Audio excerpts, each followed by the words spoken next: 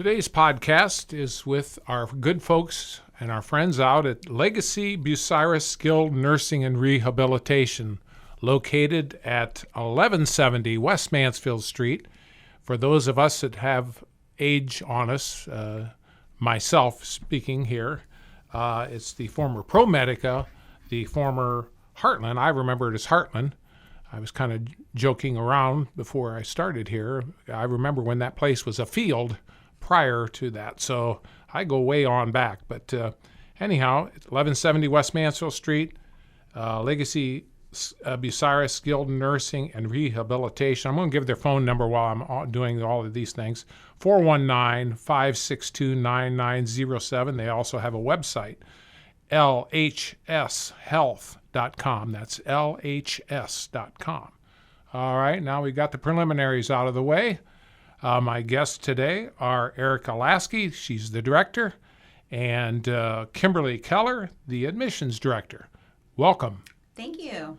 Thank you. I want to thank you both for the lovely launch of your memory care unit, which I was privileged to attend along with a number of our associates here at the station. And how did that go for you? It went very well. Well attended? And Yes, well attended, and we've had a pretty good turnout so far as admitting patients and generating interest in the memory care unit. How's the transition went so far for you guys? I mean, in any transition, there's so many things that come up. It's just natural. In a different, with the legacy from the former, how's that transition been so far? Would you rate that? I'll let Kim chime in on that. Yeah, I think it's been very smooth. When they first transitioned over, it was just everybody feeling their way through everything, making sure that, because you go from one company to another, they have a different software on the computer. So that was a big transition there. But other than that, as far as being employees, there's nothing different. Yes. So everything remains the same as far as that goes. So it's mostly technical issues of what I'm saying technical has been with computers and that sort of thing. Right, yeah. And there really wasn't issues. It was just learning all the new details about the software and stuff that they use. So that was the biggest thing. And you know how it is when you get a new computer or a new phone and all that. You got to have new passwords. And, yes. Then you can't remember the old one, and you likely can't remember the new one either that you were just given. And you start getting locked out of everything. Yeah. So that can be frustrating, but they had technical support there for 2 full days to help the transition, and they did that in every building.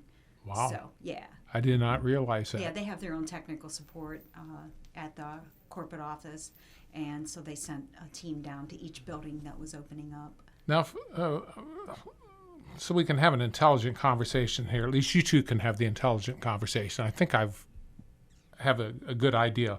Legacy, if I'm not mistaken, they're actually from Cleveland. Wasn't that founded in Cleveland, or is the basic area they were out of? Home office is in Parma. Now, I don't know where they originally started at, but their home office is in Parma. Their first facility that they opened was in Cleveland. So that's my understanding from reading the history and everything on that. So. Yeah, and so now they're spread out pretty much in. Is it just Ohio, or? For those that might not know this. Yes, it is in Ohio only. Okay. There's 28 buildings throughout Ohio now. Okay. They started with 10, and then they acquired 18 of the ProMedica buildings. Yes. Okay. So they have 10 up in that north east corner up there around Chagrin Falls and Parma and Willoughby. And so when I say that northeast, that's where that's at. Yeah. Northeast Ohio. Correct. And then, they go over to Perrysburg. They go up to Toledo, and then they drop down like the 75 corridor. They come down into Bucyrus and Marion, and they go to Dublin.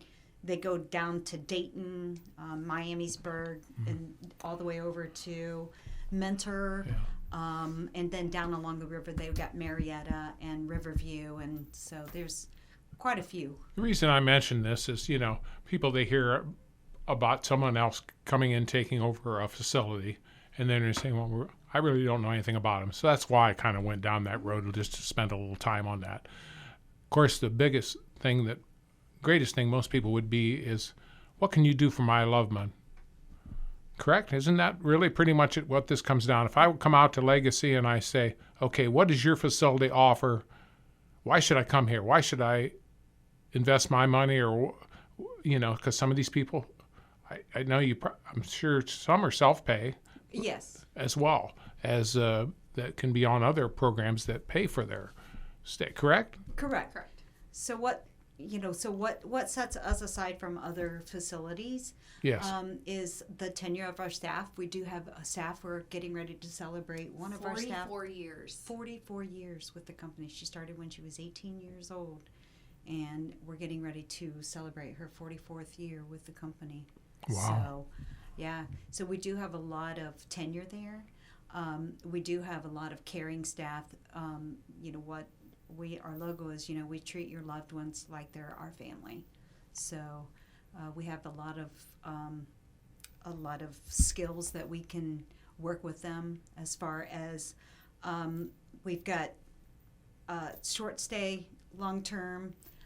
We've got wound care. We have our own 360 comes in for audiology. They do dental. They do foot care. So we bring these physicians and these specialties. We have a wound physician that comes in. So we have all these specialties that come into our facility so that your loved one doesn't have to transport. Yes, and for those that have went through this, as I have with my parents, transporting people sometimes can be a real hassle. So anything that you can do to have it in-house, as I would call it, is a plus. You brought up something else. Isn't that short-term stay called respite?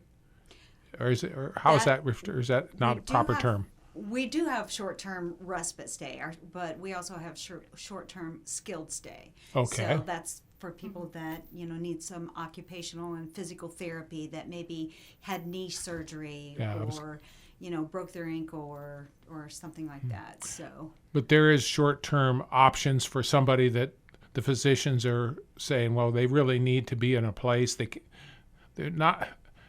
They're well enough to be out of the hospital, but they're not good enough to be home. I guess that's a poor way of stating it, but that's probably what a lot of people would look at it. Yes, and that's like what we call a skilled. So we're just skilling them to be able to go back home and do the things that we do for them. They would be able to perform at home.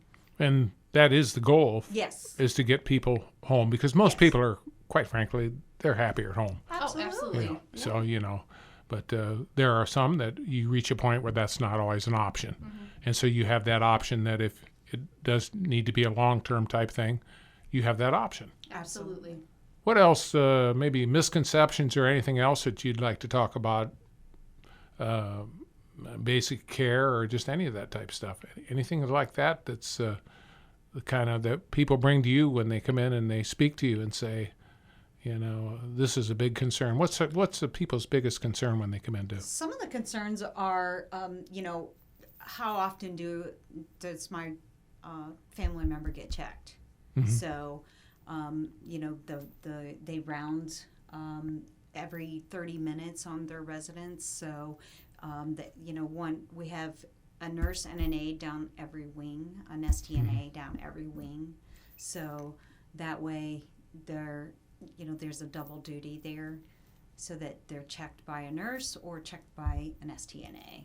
All right. Sounds good. Sounds like you're off to a good, I call it transition, because it is a transition for some people and it's a start for others. So that's right. It's kind of what's done.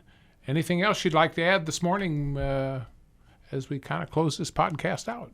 We do have the Columbus Zoo coming tomorrow to our facility. Really? So, yes, we have Jack Hanna probably will not be there, but we do have the Columbus Zoo coming for our residents and their families and friends. So it starts at 2:00. So it's at 1170 West Mansfield Street.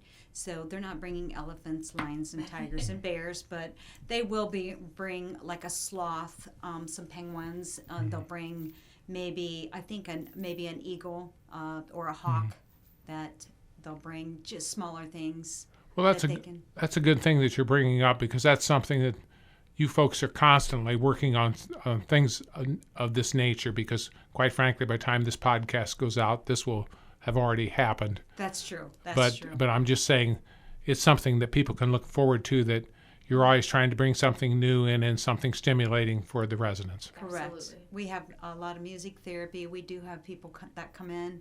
They sing, they play guitar. So we have music therapy as well. We will be reaching out to the surrounding maybe high school or elementary school to have the schools come in and maybe perform for our residents as well. So, Yes.